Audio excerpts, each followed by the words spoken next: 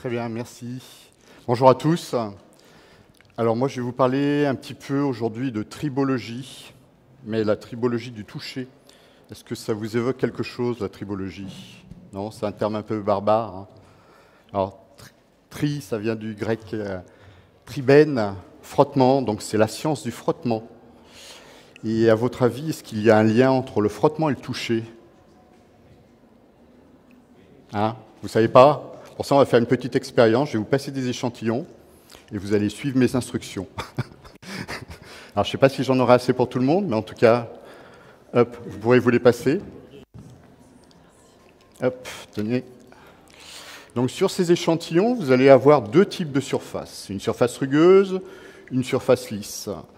Et on va voir si effectivement, quand vous touchez vos surfaces, vous vous posez la question de savoir comment fonctionne votre doigt.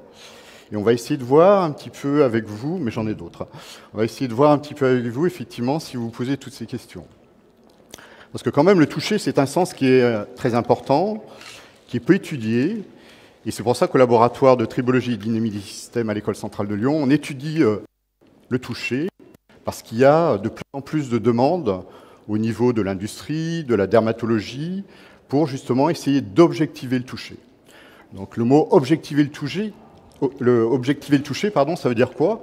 Ça veut dire finalement avoir des valeurs qui permettent de classer des notions au niveau du toucher. Hein, objectiver, le contraire, c'est l'aspect subjectif. C'est-à-dire si je vous demande est-ce que c'est doux ou pas doux au niveau d'une surface, vous allez me dire oui c'est doux, mais ce n'est pas quelque chose d'objectif, c'est quelque chose de subjectif. Revenons à nos échantillons. Vous voyez, vous avez sur ces échantillons, c'est des échantillons en plastique, deux surfaces, une surface lisse, une surface rugueuse. Vous allez poser votre doigt sur la surface rugueuse, mais vous n'allez pas finalement faire de mouvement. Est-ce que vous percevez quelque chose? Est-ce que c'est une surface qui est douce ou pas douce? Là, quand il n'y a pas de mouvement, donc effectivement, on n'est pas sur quelque chose de dynamique, on perçoit pas effectivement la douceur de la surface. Maintenant, vous allez faire un mouvement comme on a l'habitude de le faire au niveau de la perception, c'est-à-dire vous allez faire un mouvement de va-et-vient avec votre doigt. Est-ce que là, cette fois-ci, vous percevez la texture de la surface? C'est oui, c'est non, c'est oui, ça fonctionne mieux? Alors pourquoi? Alors qu'est-ce qui se passe exactement? Quand effectivement on va appuyer avec le doigt, on ne va pas exciter la pulpe du doigt. Donc la pulpe du doigt, hein, c'est la peau au niveau, au niveau du doigt. Et sous cette peau, il va y avoir ce qu'on va appeler des mécanorécepteurs. Ces mécanorécepteurs, ce sont de véritables capteurs. On est quand même très, très sophistiqué au niveau de tout notre corps, et notamment au niveau de la peau, où on va avoir tout un tas de capteurs qui, lorsqu'on va être en contact avec un objet ou autre chose, notre peau va réagir. Sous cette peau, plus exactement sous la peau, c'est un matériau en 3 couches composé de l'épiderme, du derme et de l'hypoderme. Et entre l'épiderme et le derme, on va avoir ces fameux mécanorécepteurs. Et ces mécanorécepteurs vont être sensibles au frottement de la pulpe du doigt lorsqu'on va faire un mouvement de toucher. Donc, vous voyez, on revient aux notions de tribologie, mais de biotribologie. Au niveau de la peau, et notamment au niveau de la pulpe du doigt, on va avoir des mécanorécepteurs. On va en avoir une très grande quantité, on va en avoir plus de 1200 par centimètre carré. Ces mécanorécepteurs, on peut les mettre en 4 catégories. Ils ont des noms. Vous avez des mécanorécepteurs qui vont mesurer de la vibration, donc ils vont être excités. Imaginez quand moi je touche la pulpe, je touche la surface avec la pulpe de mon doigt, je fais une déformation mécanique, c'est-à-dire j'excite finalement la pulpe de mon doigt. La pulpe de mon doigt, finalement, c'est cette peau qui renferme ces mécanorécepteurs et qui eux aussi vont être tout excités. Et ils vont donc transmettre une information vibratoire ou mécanique au cerveau. Ils vont transformer cette information en un signal électrique qui va être transmis au système nerveux autonome et qui va être envoyé au cerveau. Et le cerveau va interpréter cette information en information sensorielle. Alors, maintenant, est-ce que vous voyez un petit peu le principe du toucher? C'est-à-dire, on a notre doigt, on doit faire un mouvement dynamique, on va donc générer des vibrations. Ces vibrations vont exciter des mécanorécepteurs. Ces mécanorécepteurs vont transmettre l'information au cerveau, et nous, on va interpréter ça en une information sensorielle. Ça, c'est le fonctionnement de notre corps. Maintenant, tout à l'heure, je vous parlais du mot « objectiver ». Nous, notre rôle au laboratoire, c'est d'apporter des mesures sur, finalement, la perception, et notamment la perception du toucher. Alors, comment mesurer une notion qui est assez subjective et la rendre objective? Alors, c'est tous les travaux que je vais vous montrer aujourd'hui, et vous voyez que je suis un petit peu équipé avec quelque chose d'un peu bizarre. C'est un outil qu'on a développé qui s'appelle Touchy Finger, et dont le but, justement, c'est d'aller dans la mesure du toucher. À votre avis, dans la vie de tous les jours, est-ce que vous êtes confronté à des objets, à des produits pour lesquels les industriels s'intéressent au toucher? Alors quoi par exemple? Les smartphones, oui, ça c'est clair. On l'a en permanence, donc effectivement, c'est une vraie problématique. Des produits du quotidien, pour la peau. Est-ce que vous avez déjà entendu des publicités cette crème rend la peau plus douce. Hein, c'est un critère de vente, c'est un critère marketing qui est recherché. Et donc, effectivement, nous, on va travailler avec des fabricants des produits cosmétiques pour évaluer la douceur de produits cosmétiques et comprendre, effectivement, l'efficacité de ces produits. Mais il y a d'autres domaines. Vous parliez de smartphones. Aujourd'hui, les véhicules ont des boutons encore. Bientôt, dans quelques années, on n'aura plus d'écran tactile au niveau du tableau de bord, et les industriels s'intéressent à ce qu'on va appeler justement la qualité émotionnelle du toucher des écrans tactiles quand on va conduire. Donc comment qualifier effectivement l'émotion et le rendu tactile de ces futurs véhicules qui vont être équipés d'écrans tactiles. Vos chats, vos chiens, vous les caressez? Le pelage, il est doux, il n'est pas doux? S'il est doux, l'industriel des croquettes est content. S'il n'est pas doux, il se pose des questions parce qu'effectivement, c'est un critère de vente. Et si le propriétaire s'aperçoit effectivement que le pelage n'est pas doux, il va relier ça à l'état de santé de son animal. Et la première chose qu'il va faire, c'est l'alimentation. Vous imaginez, pour le fabricant de croquettes, effectivement, l'objectif, ce n'est pas qu'on change l'alimentation de son animal, mais qu'on garde, qu'on soit fidélisé par rapport à ça. Les packaging, quand vous achetez un produit, vous allez le toucher. Vous dites, celui-là, c'est agréable, c'est pas agréable. Là, voilà, il y a tous des travaux de recherche qui vont être réalisés sur les packaging pour justement que, sur l'aspect sensoriel, vous soyez convaincu et que vous alliez jusqu'à l'acte d'achat. Alors, il y a un grand chamboulement, justement, avec tous les matériaux recyclés, biosourcés. On l'a vu tout à l'heure, il y avait une conférence sur l'amidon, justement, remplacer des produits, des polymères, avec des matériaux biosourcés. Voilà, il y a tous ces packaging-là. Est-ce que finalement, mon plastique d'aujourd'hui, il va avoir le même toucher, la même sensation que les nouveaux produits sourcés, biosourcés? Donc, vous voyez, la démarche, l'idée, c'est vraiment de se dire, voilà, on a une démarche, on a une question industrielle, on essaye d'y répondre. La question industrielle, c'est est-ce qu'on peut mesurer le toucher? Alors nous, on s'est effectivement posé ces questions et on s'est dit, mais avec notre petit doigt, comment on peut faire? On a le doigt, nous on était comme ça, nos premières manips, on était comme ça, on faisait le doigt et on se dit, mais comment on peut mesurer quelque chose? Alors souvent, vous savez, on fait les choses avec pas grand-chose. Et on commence comme ça et après on arrive avec des objets qui sont un petit peu plus sophistiqués. Alors, j'ai quand même voulu vous montrer un petit peu la genèse de la recherche. J'ai quitté ça. Voilà. Donc ça, c'est la première génération, on va dire. Voilà, première génération du prototype qu'on a développé. Alors, c'est un gant que j'avais acheté chez Leroy Merlin. Vous voyez, comme quoi, on peut faire des choses. Et j'ai une petite bague, c'est un espèce de doigtier.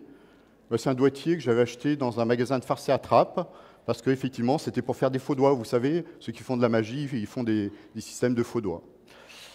Donc vous voyez, comme quoi, hein, parfois, on peut utiliser des matériaux, des choses qui sont peu coûteuses. Et bon, l'important, c'est de l'avoir, de la créativité, et justement de mettre en œuvre ce qu'il y a autour de nous, et de jouer avec toute cette créativité pour développer une activité de recherche.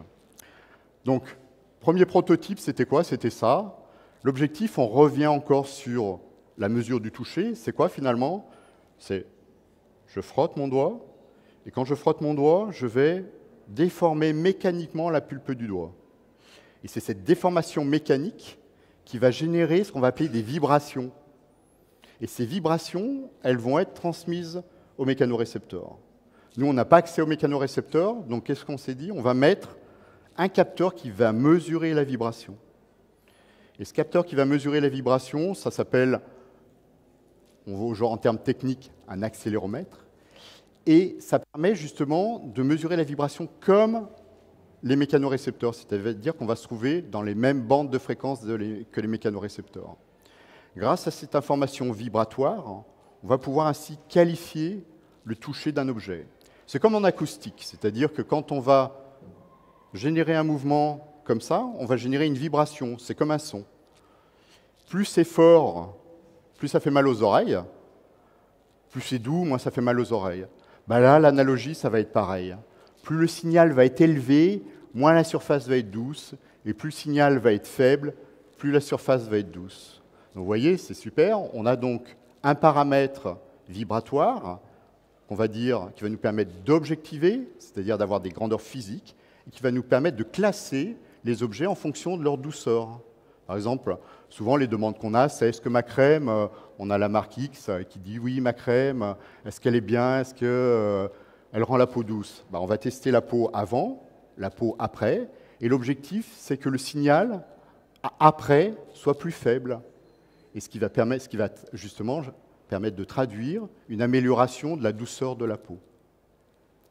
Est-ce que vous avez d'autres exemples, vous, à me citer, sur lesquels, effectivement, vous êtes confrontés au niveau de la mesure de la douceur? Est-ce que c'est, pour vous, un critère, la douceur?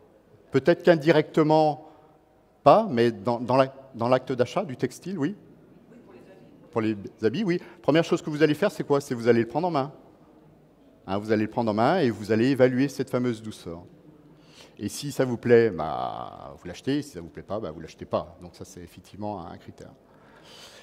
Donc vous voyez, dans l'industrie, il y a énormément de demandes, et je ne vous les cite pas toutes. Hein. Il y en a une du quotidien, hein, ça s'appelle du papier toilette. Et là, il y a des critères, effectivement. Souvent, c'est de toucher velours. Ben voilà, mais aujourd'hui, quand on veut mettre des argumentaires sur la douceur, il faut aussi mettre des argumentaires objectifs avec des mesures qui sont réalisées sur ces objets-là. Alors, ça, vous voyez, c'est le prototype. Et puis, bon, les industriels, ils nous disaient oh, c'est bien beau, votre gant, mais il y a un fil. Bon, alors on dit OK, on a quand même développé ça, mais ça leur va pas encore. Il y a un fil, et en plus, on avait une grosse mallette. On voudrait bien un petit objet connecté. Bon, OK.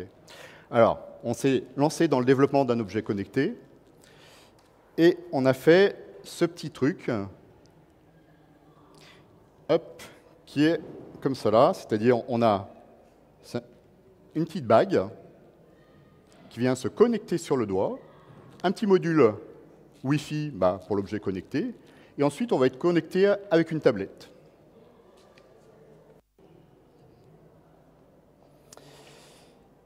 Donc comment ça marche? Comme je vous l'ai expliqué, c'est-à-dire qu'on va...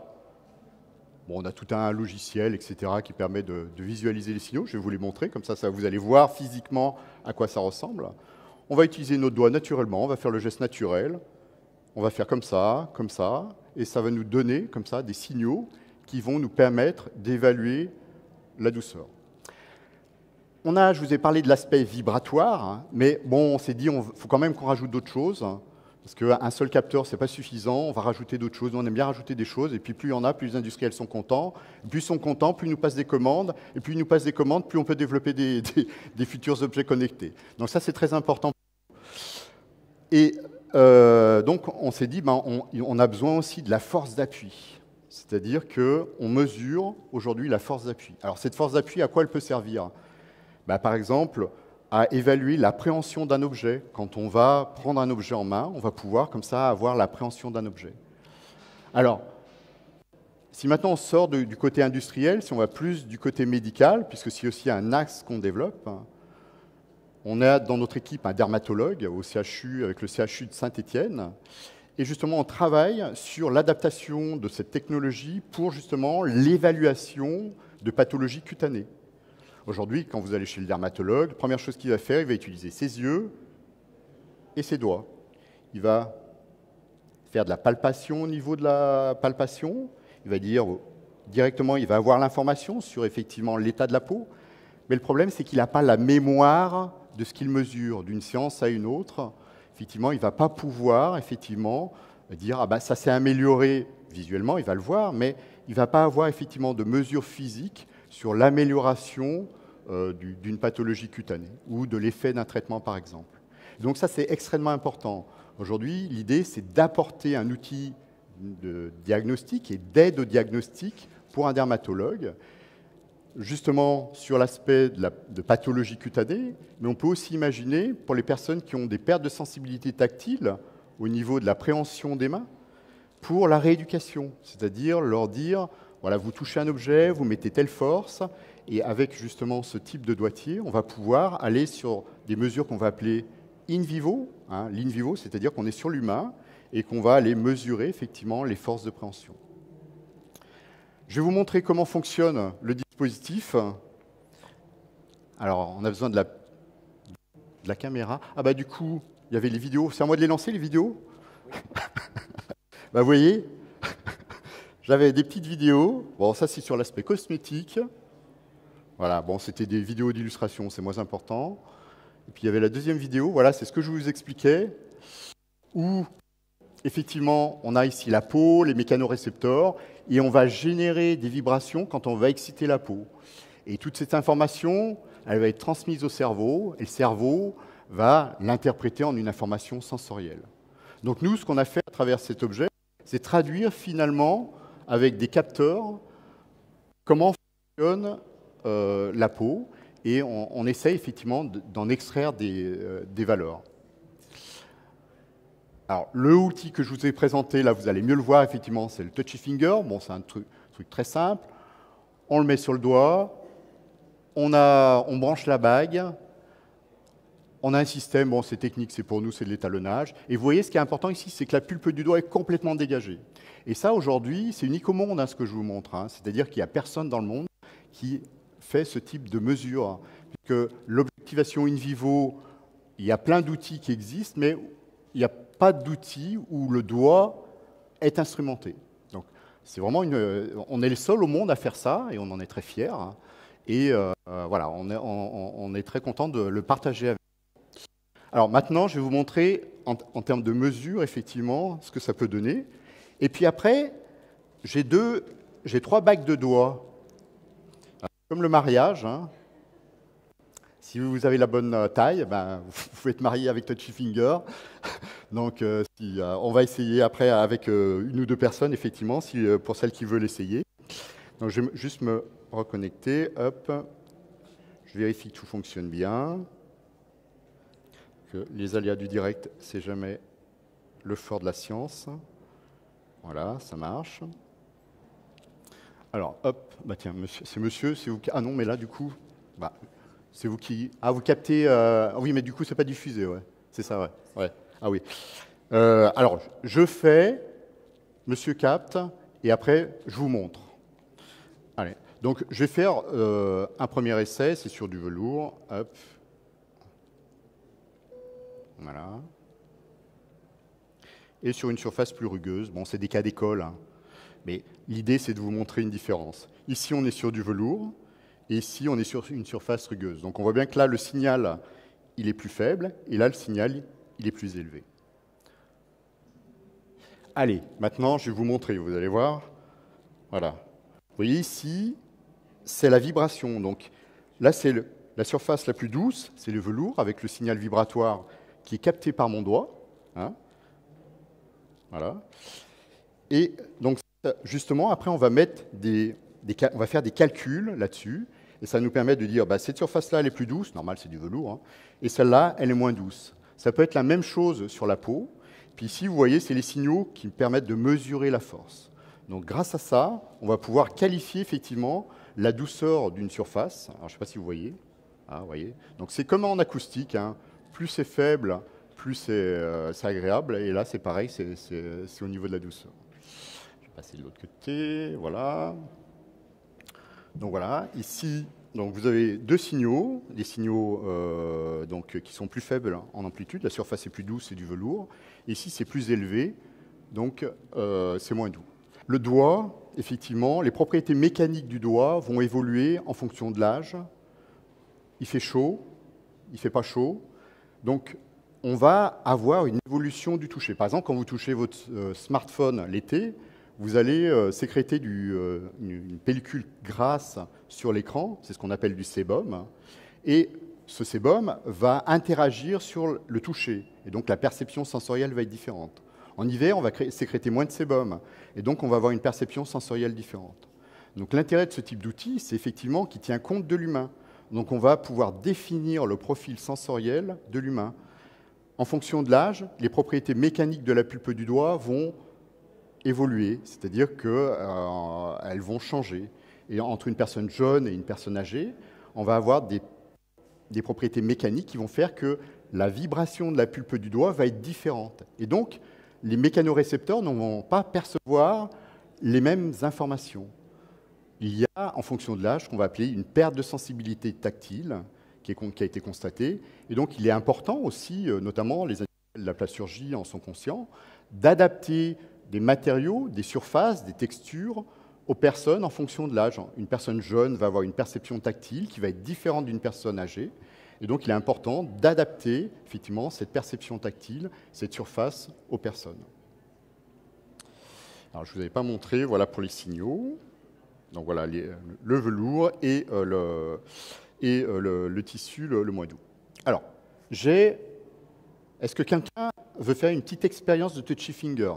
Qui veut se marier à touchy finger? Alors, je ne suis pas très riche en taille, en doigtier.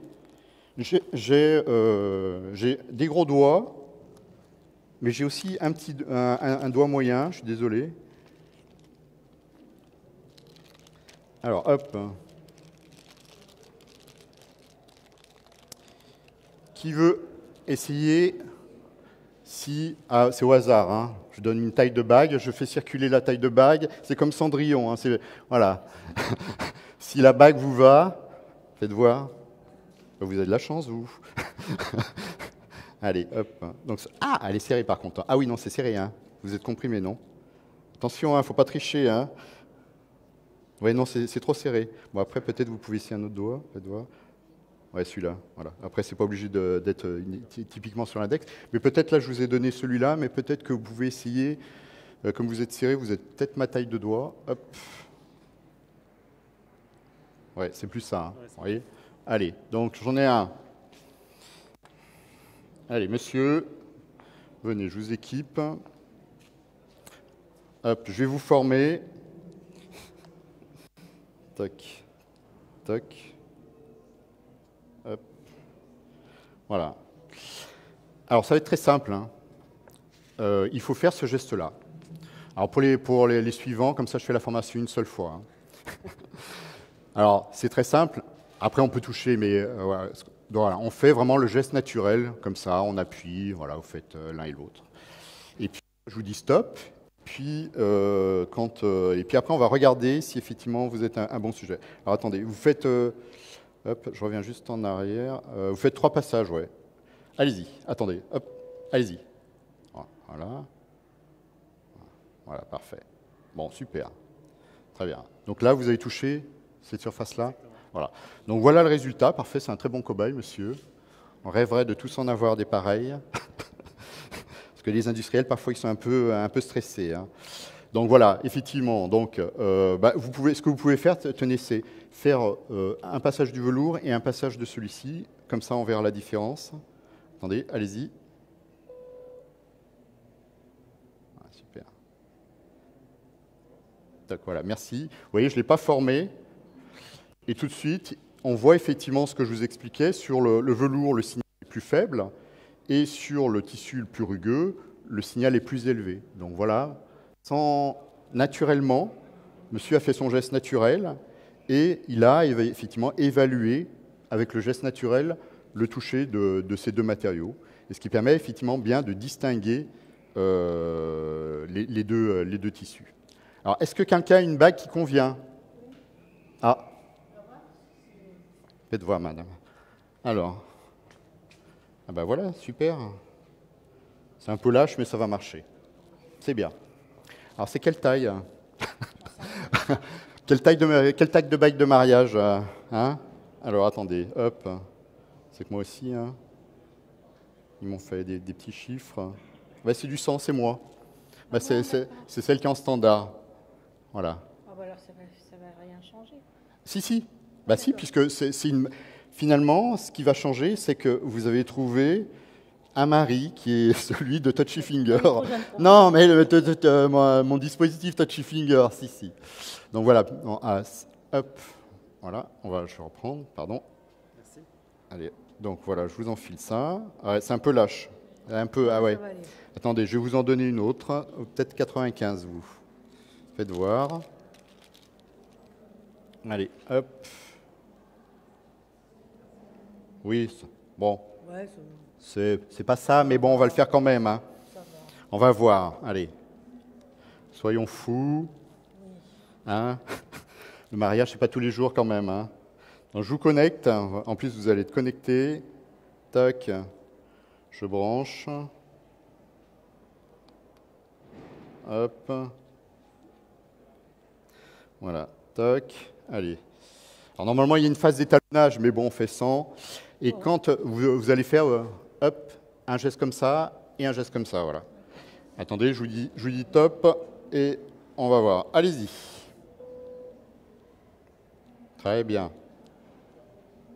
Parfait. Merci, c'est super. Et en plus, il y a un truc super important que vous venez de faire. Je suis vieille. Non. Justement, tout à l'heure, je vous parlais de la force d'appui. Et quand on va toucher une surface douce, eh ben, on va moins exercer de force sur la surface. Par contre, madame, elle allait chercher la surface qui n'était pas douce. Elle allait chercher ce qu'on va appeler la rugosité. Et donc, forcément, on appuie plus fort. Et c'est exactement ce qu'on constate ici sur la force. C'est-à-dire que la surface douce, ben, c'est vrai, quand c'est doux, on va faire un geste tout doux. Quand c'est pas doux, ben, on va aller justement appuyer plus fort et aller rechercher de la rugosité. Et là, on voit bien la différence entre les deux signaux. Donc, parfait. Vous voyez, hein, vous avez bien réussi. Merci beaucoup. Merci beaucoup pour toutes ces explications Merci sur le toucher et sur cet outil innovant qui est Touchy Finger, qui permet d'identifier notre profil sensoriel et développer des outils ultra personnalisés. Vous avez la possibilité de continuer à poser des questions dans le petit salon à côté. Et vous êtes bien sûr les bienvenus à la prochaine conférence démo qui s'appelle Science Friction, la physique des objets connectés. Merci. Merci à vous.